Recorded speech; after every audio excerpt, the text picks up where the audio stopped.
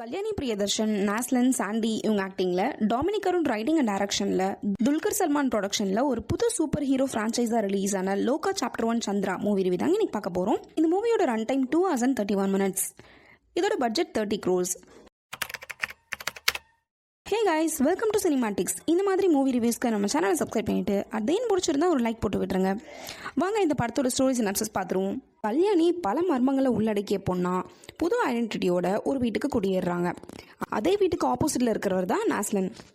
இவர் வீட்டில் competitive exam படிக்கிறேன்னு சொல்லிட்டு தண்ணி தம்மு கேர்ள்ஸ்னு ஜாலியாக சுற்றிட்டு இருக்கிற ஒரு கேரக்டர். அதே சிட்டியில் ஒரு ஆர்கன் டிராஃபிக்கிங் குரூப்பும் ரொம்ப ஆக்டிவாக மனுஷங்களை கிட்னாப் பண்ணி அவங்க ஆர்கன்ஸ்லாம் டிரான்ஸ்பிளான்ட் பண்ணிட்டு இருக்கு போலீஸ் ஹெல்ப்போட. இப்படி ஒரு நாள் அந்த ஆர்கன் டிராஃபிக்கிங் குரூப் கல்யாணியை கிட்னாப் பண்ண சூப்பர் பவர்னால அவங்கள கிட்னாப் பண்ணவங்கள காலி பண்ணிடுறாங்க. இவங்களை ஃபாலோ பண்ணிட்டு வந்த நாஸ்லனுக்கும் இந்த உண்மை தெரிய வருது.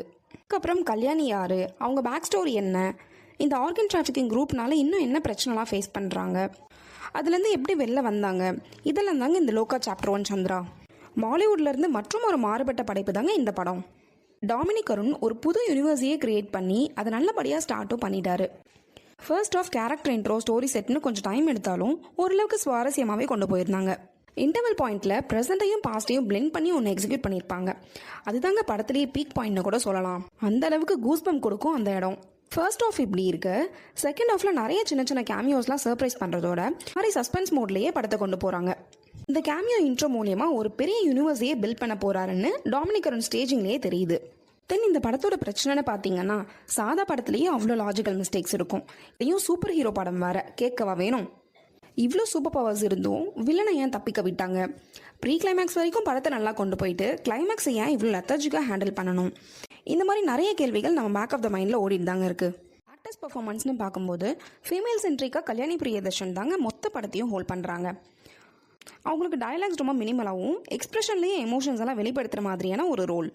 அவங்க வே ஆஃப் ஆக்டிங்கில் எமோஷன்ஸ் எல்லாம் நல்லாவே வெளிப்படுத்தியிருந்தாங்க. நாஸ்லனோட வே ஆஃப் சூஸிங் ஃபிலிம்ஸ் பார்க்கும்போது ரொம்ப ஆச்சரியமாகவே இருக்குது. ஒரு ஹீரோ சப்ஜெக்ட் ஃபிலிம்க்கு ஹீரோயின் கேரக்டர் எந்த அளவுக்கு இருக்குமோ அப்படி தாங்க இதில் நாஸ்லன் கேரக்டரும் இருக்குது. அவர் ரோலை அவ்வளோ பர்ஃபெக்டாக பண்ணியிருக்காரு. இவருக்கு கல்யாணி மேலே இருக்கிற பயம் கலந்த லவ்வை அவர் ஆக்டிங்கில் செமையாகவே டெலிவர் பண்ணியிருந்தாரு. அடுத்தது சாண்டி நெகட்டிவ் ரோலில் வந்து மிரட்டி விட்டாருங்க. லியோல பார்த்த சாண்டியோட ஒரு எக்ஸ்டெண்டட் வெர்ஷனா தான் ஒரு மாதிரி சைக்கோவா நடிச்சு நம்மள அலற விட்டாருங்க. ஹாஸ்பிட்டல்ல கண்ணாடி முன்னாடி நின்று ஒரு பெர்ஃபார்மன்ஸ் பண்ணிருப்பாரு பாருங்க. அதெல்லாம் அவரோட எக்ஸ்ட்ரீம் லெவல் ஆஃப் ஆக்டிங்னு தாங்க சொல்லி ஆகணும். கேமியோல வந்த எல்லா ஸ்பெஷல் கேரக்டரும் அவங்க ரோல சிறப்பாகவே பண்ணியிருந்தாங்க. பர்டிகுலரா லாஸ்டா வந்த கேமியோலாம் செம்ம எக்ஸைட்மெண்ட்டாவே இருந்துச்சு. அது ஆல்ரெடி ஃபோர் ஷேடோ பண்ண விதமும் புதுசா இருந்துச்சு. விஎஃப்எக்ஸ் இந்த படத்தோட பேக் போன் தாங்க சொல்லணும். ஏன்னா எவ்வளவு சுவாரஸ்யமா எழுதியிருந்தாலும் ஆன்ஸ்கிரீன் நல்லா இருந்தால் மட்டும்தான் நம்மளால என்ஜாய் பண்ண முடியும். அந்த விதத்தில் இவ்வளோ மினிமல் பட்ஜெட்டில் சூப்பரான அவுட்புட்டையே கொடுத்துருக்காங்க. மேக்ஸிமம் ஆஃப் த சீனில் விஎஃப்எக்ஸ் நமக்கு எங்கேயுமே டவுனாக ஃபீல் ஆகல. ஜேக்ஸ் பிஜாய் பின்னணி இசை இப்படத்துக்கு கூடுதல் பலம். சூப்பர் ஹீரோஸ்க்கெல்லாம் செமையான எலிவேஷனில் ட்ராக்ஸ்லாம் கொடுத்துருக்காரு.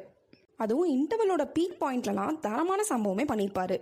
ஸ்டன்ஸ் டிபார்ட்மெண்ட்டோட ஒர்க் பற்றி ஒரு 3 இடத்துல சொல்லியே ஆகணுங்க. பெரிய ஒரு பொண்ணை காப்பாற்றுற இடம் ஆகட்டும், interval and end credit fight scene, இதெல்லாம் சீன்ஸை பேப்பர்லேருந்து ஸ்டேஜ் பண்ணி அதை எக்ஸிக்யூட் பண்ண விதம் பிரமாதம்னே சொல்லலாங்க.